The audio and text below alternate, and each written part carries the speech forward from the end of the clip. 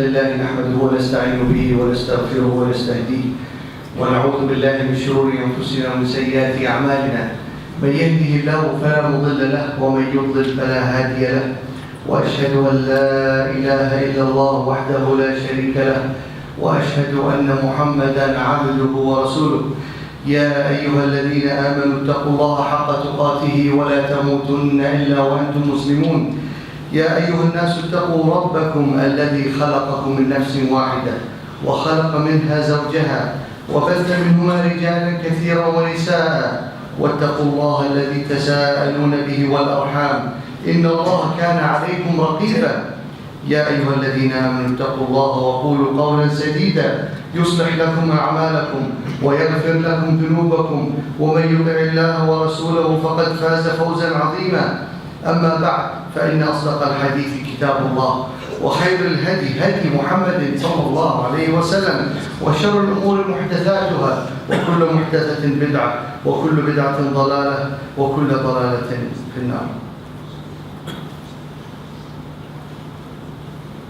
It is said that a king had many servants, and one of his servants was the most favorite to him.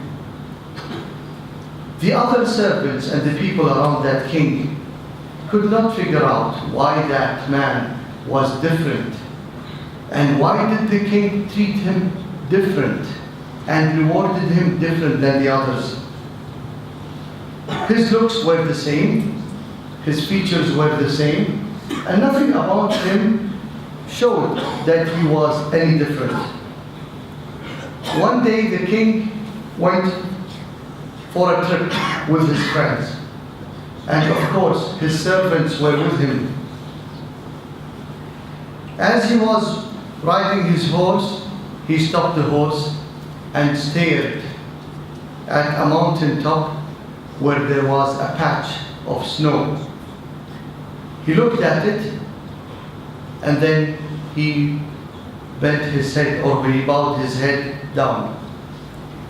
Immediately, that servant rushed, jumped onto his horse, and went straight towards the mountain.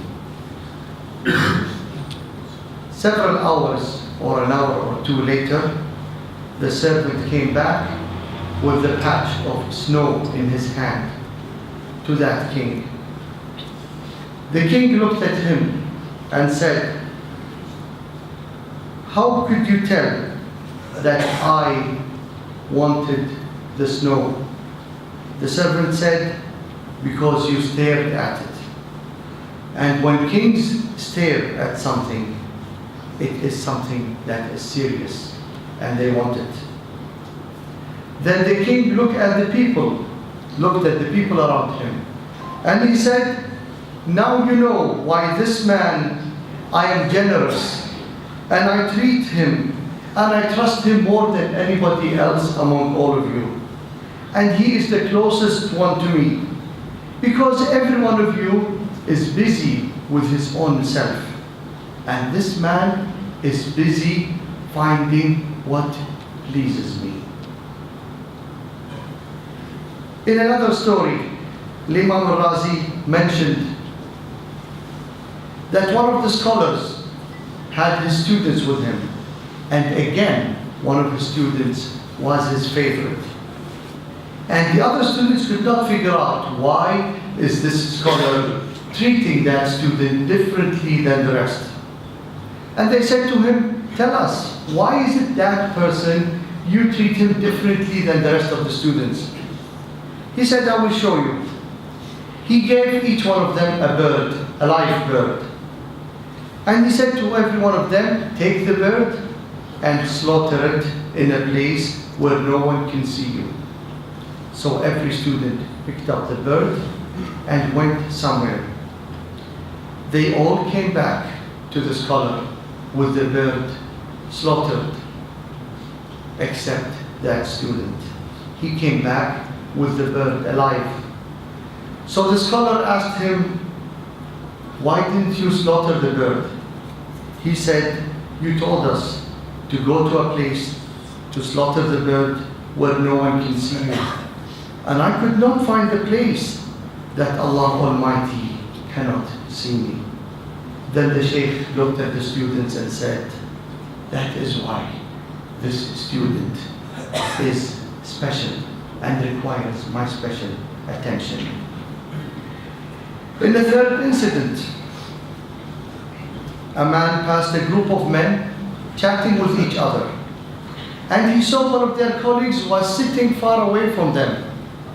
So he walked to him and asked him, why are you not with them you are sitting? He said, remembering Allah is more pleasurable to me than listening to their chatting. So I said to him, but you are here alone. He said, who said that I am alone? I am with me, Allah, and the two angels. I'm not alone. So he said to him, do you think that you are better? Whose among you is better, you or them? He said, the better among us is the person whom Allah Almighty forgives him. So as the dialogue finished, I asked that person for directions. The man pointed towards the sky. Your only direction is the heavens. And walked away. And I can hear him say, O Allah Almighty, forgive me that most of your beings or worshippers are busy away from you. In the hadith of the Prophet Muhammad sallallahu alaihi wasallam, when the long hadith, where Jibreel came and asked the Prophet Muhammad sallallahu alaihi wasallam, what is ihsan? The Prophet Muhammad sallallahu alaihi wasallam said, ihsan, that you worship Allah as if you see Him. And if you don't see Allah, Allah is watching you.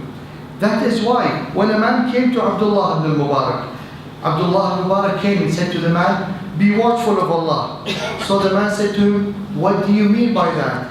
He said, act as if you see Allah Almighty all the time. It is said, لأبي الحسين ibn Hind, they said to him, when is a shepherd careful about the sheep that he has in order not for them to get hurt by falling off the mountain? He said, when the shepherd is aware that the owner is seeing him. أقول ما تسمعون وأستغفر الله لي ولكم فاستغفروه إنه هو الغفور الرحيم.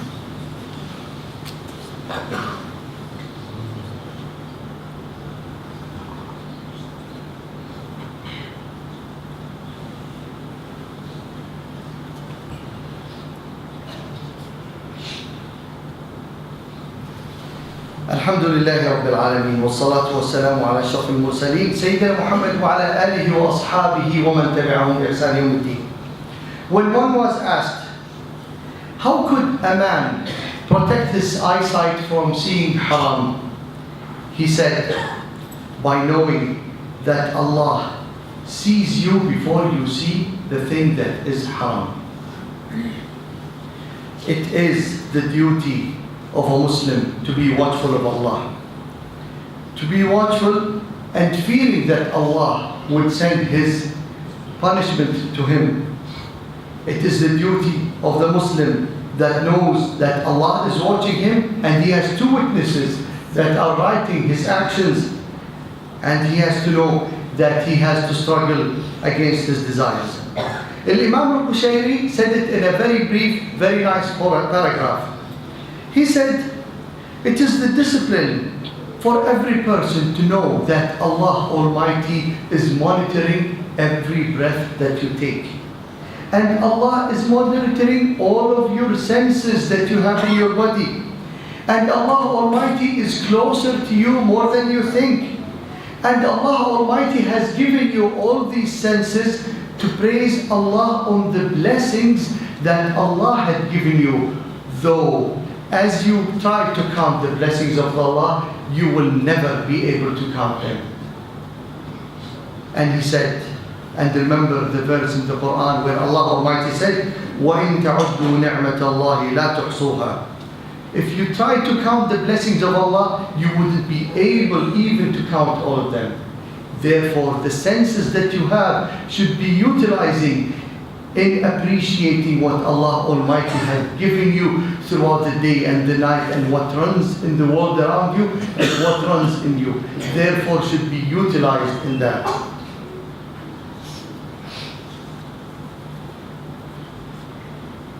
Allah Almighty said in the Quran in various verses, وَكَانَ اللَّهُ عَلَى كُلِّ شَيْءٍ رَقِيبًا. Allah is watchful in everything. وَاعْلَمُوا أَنَّ اللَّهَ يَعْلَمُ مَا فِي أَنفُسِكُمْ فَاحْذَرُوهُ. Allah knows what is in yourself, therefore fear Allah Almighty. Learning the names and the attributes of Allah, Asma Allah al-Husna. Among the names and the attributes of Allah Almighty, Al-Alim, Al-Basir, Al-Sami', Al-Khabir, Al-Hafiz, Al-Raqib, Al-Shahid, Al-Muhsi. Al-Alim, the all-knower. Al-Basir, the all-seer. Al-Sami', the all-hearer. Al-Khabir, the all-aware. Al-Hafiz, the preserver. Al-Raqib, the watchful. Al-Shahid, the witness. Al-Muhsi, the praiser. The attributes of Allah. When a person learns about the attributes of Allah Almighty, and you can open a book and read about them, that's where the glorification of Allah becomes strong in your mind, in your soul. Once you reach the level that you sense and you are watchful of Allah, and as you've seen as an example in the beginning of the khutbah, in every situation a human being praised another human being for being watchful of him. How about Allah Almighty? When you are praised as being watchful of Allah Almighty, it gives you power, it gives you energy, it gives you self-confidence. And that's what we saw throughout the history of Islam. Muslims had no problem in the world that they were in because they are with Allah Almighty. And perhaps I mentioned even in one of the khutbahs in the past, whereas Muslims spread Islam all over the world, and as they reached to the northern or the northwest part of Africa, where Morocco and Tunisia and Mauritania was, one of them went to the ocean and said, if I'd known that there is land behind the Atlantic Ocean at that time, I would have went there and conquered it. The power and energy that Allah gives, based on the teachings of Allah, the Quran, changes and transforms the human being to something that nothing can affect it. And throughout the history of Islam, Muslims had no problem with the rest of the world.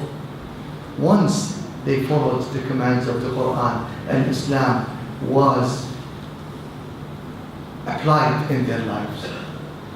The minute Muslims neglected the censorship and watching Allah Almighty in themselves, and that translates to their families and communities in their countries, you become someone who is affected by any enemy of Islam, and Allah will not help you unless you start connecting yourself to Allah. I ask Allah Almighty in these brief examples I have given you, for us, for me personally, and to you, to learn the value of being watchful of Allah Almighty. It is a very serious matter. And I've given you almost 7 or 8 or 9, 8 descriptions of Allah Almighty that shows you how much Allah Almighty is monitoring you and me. And then what the value of the real Muslim, where the teaching of the Prophet Muhammad says, is that you are watchful of Allah. If you don't see Allah, act as if Allah is watching you all the time. This will transfer a Muslim to become a leader and lead the world toward Islam. I ask Allah Almighty, what I've said, that you and me, we start applying these principles. And I ask Allah Almighty to unite Muslims worldwide. And I ask Allah Almighty to take away from Muslim countries and lands the wars and the conflicts and the political dirty work that is taking place in the Muslim world. And I ask Allah Almighty to bless us and give us the guiding light in our lives, in our families, and where to go in this life. And I ask Allah Almighty to give us the proper and show us, and we already know it, but we have to take the first step in that, in knowing our duties as Muslims in this world. What is our duties towards the rest of the world? اللهم اغفر للمؤمنين والمؤمنات المسلمين والمسلمات الأحياء منهم والأموات إنك سميع مجيب الدعوات.